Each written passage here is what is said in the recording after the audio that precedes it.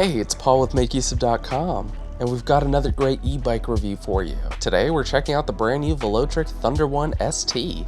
And something that's pretty cool and that makes it unique is that this is one of the first and only e-bikes to feature Apple Find My technology. This gives you added security and helps you find your bike if it ever goes missing. And along with the larger Thunder One, the Thunder One ST is one of the first smart wirelessly connected bikes offered by Velotric. The Thunder One ST is impressively lightweight at just 36 pounds. And with its clean, sleek design and integrated battery and wiring, this basically looks like a regular bike. It's a Class 1 e-bike that uses a 350 watt motor, torque sensor, and has 5 levels of pedal assist to help you reach speeds of up to 20 miles per hour.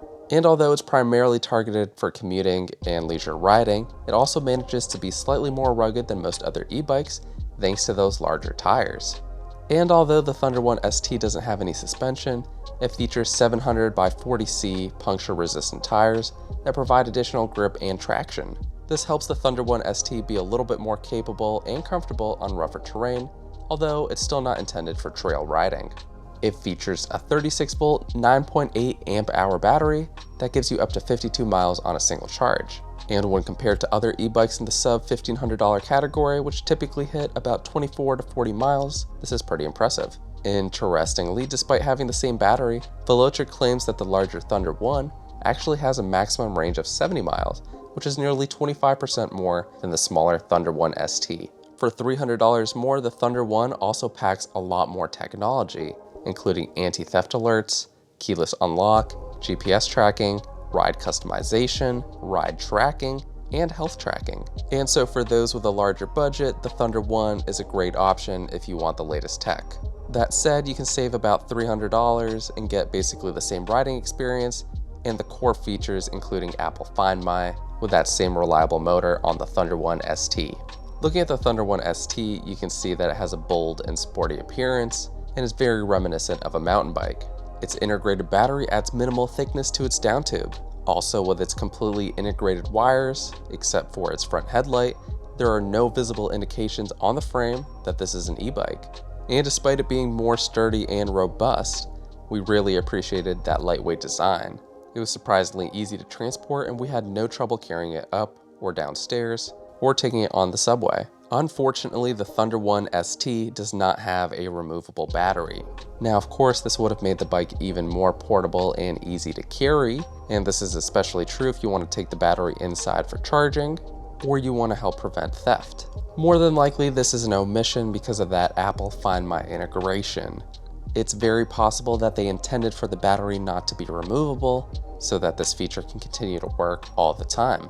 That said, it would have definitely been nice to have a separate backup battery powering the tracking system at all times. Now, in many ways, the Thunder One ST is like the iPhone SE of Velotric's Thunder lineup. You get the same high quality performance as the Thunder One, but without all the bells and whistles of its larger sibling. You unfortunately lose out on the ability to easily remotely lock or unlock your bike with a phone or your fingerprint, as well as tracking riding stats via the smartphone app and integrations with Apple Health, though, again, that does come with a $300 higher price tag as well. But on a more positive note, the Thunder One ST is offered in a smaller frame with more exciting colors to choose from. And in contrast to their very popular Discover One and Nomad One, which we recently reviewed, the Thunder One ST is the company's first urban road e-bike, which is designed to be lighter and more agile. Its frame is constructed from 6061 aluminum alloy. The construction here is pretty impressive, although it's not quite as seamless and smooth as the Utopia cord, which we recently reviewed as well. While the super foaming plastic technique used in the Thunder One ST does a great job at giving it a more premium look, especially when compared to welding, there are still some noticeable visual connections between the different parts, which do create a slight bump in those areas. But when compared directly to other Velotric bikes like the Nomad One, the Thunder One ST has a significantly better finish. The Thunder One ST is available in two sizes, a smaller size for riders between 5'1" and 5'8", and a medium size for riders between 5'6" and 6 foot. But just as with the Discover 1 and Nomad 1, Velotric has made some of their color choices on these models exclusive to the frame size you choose. I personally prefer the bold and bright lava color exclusively offered on the Thunder 1ST. With the Thunder 1, you have Frozen Blue and Crystal Black, which do look very classy, but they're not quite as exciting. Despite being slightly taller than the recommended riding height, at 5'10", I still opted for the small Thunder 1ST, as this was more intended for my partner, who's about 5 foot, on a good day. Most e-bikes have a minimum recommended rider height of 5'2" or more, which makes it especially challenging for shorter riders to find an appropriate bike. However, the Thunder 1ST is one of the few traditional style e-bikes that have a more accommodating, smaller frame for shorter riders. When my partner first tried the bike, she still found it a bit too tall, even with the seat completely lowered.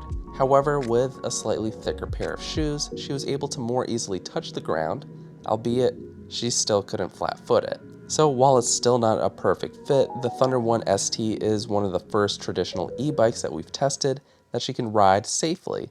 Velotric makes assembly with the Thunder 1ST very easy. The bike ships in a noticeably larger box than most other e-bikes, which is in part due to the bike being mostly pre-assembled, as well as the excellent foam padding which is used to keep it safe during transport. Again, with that lightweight frame, you can pretty much completely unbox and assemble the bike on your own without much trouble. To complete assembly, all you have to do is attach your seat, twist on the pedals, install the front wheel, connect the front headlight, strap on the rear light, and then adjust the brake levers and seat height to your preference. There is a slight inconvenience though, as you need Allen keys to adjust the seat height. And as you can imagine, this can be a hassle, especially for those who like to make quick adjustments during a ride. Something that's immediately noticeable about the Thunder 1ST is that Velotric decided not to include a display. Instead, its controls are very minimal. The bike features a power button, which is located on its frame, which also doubles as the power assist switcher. You can turn the bike on or off with a long press, and then you'll see this RGB light ring power up. This indicates which power mode you're in. White means the bike has no power assistance, green represents eco, blue for tour, orange for medium, red for sport, and lastly purple for turbo mode. You'll also find additional controls on the handlebar. This allows you to increase or decrease your power assist level, as well as toggling your headlight. You can also hold down the minus button to activate the walk mode, which will push the bike forward at about 3 miles per hour. Now, on one hand, these simple controls and a lack of display do complement the bike's stealthy appearance, but on the other hand, it does mean you're not able to follow along with important information such as your speed, battery percentage, and other common riding stats like distance, your average speed, total miles, and more. One of our biggest gripes is that to check battery level, you need to look at the 4 white lights which are below the power button. And although this gives you a rough idea for how much battery you have left, it's definitely not very accurate, and another downside is that you can't keep track of your remaining range or see the current energy being consumed.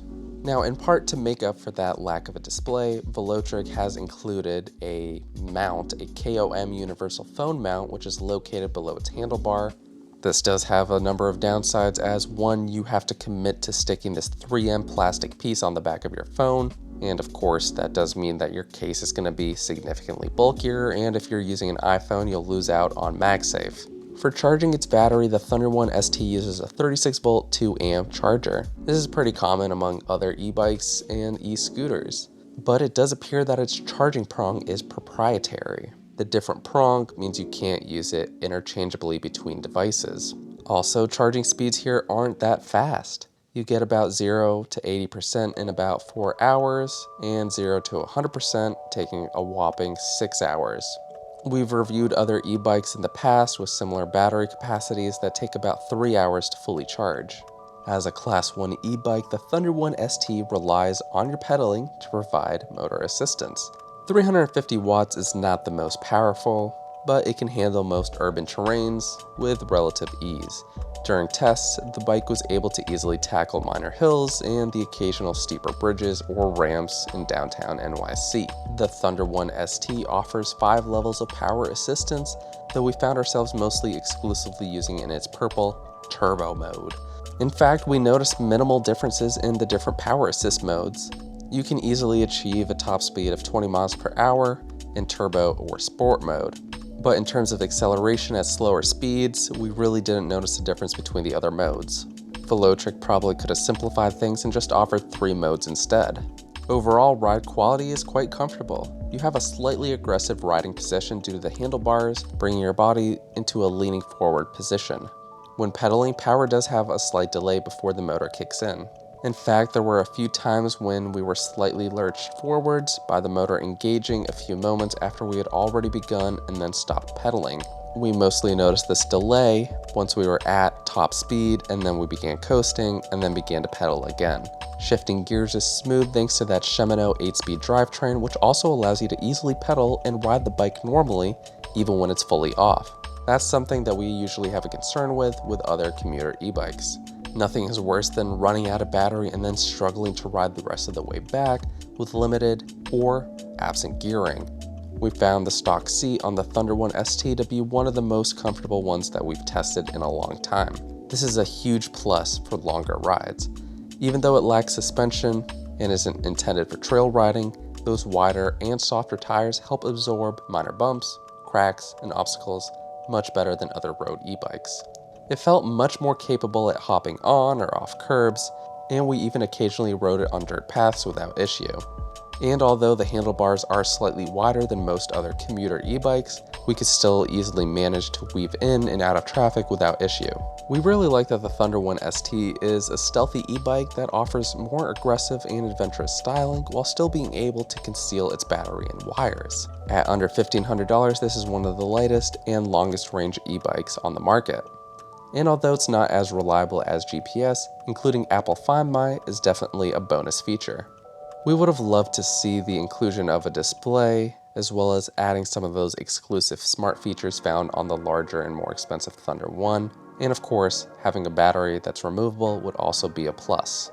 And so although the Thunder 1 ST doesn't include all the premium features found on the more expensive counterpart, the Thunder 1, it still delivers reliable performance for commuting, and it allows you to ride it completely normal when the battery is dead. And when combined with those beefier tires and plush seat, the Thunder 1 ST offers a more comfortable ride than we're used to with other commuter e-bikes. So let us know your thoughts on the Thunder 1 ST in the comments down below. This has been Paul with Make Use Of, and until the next one, we'll catch you later.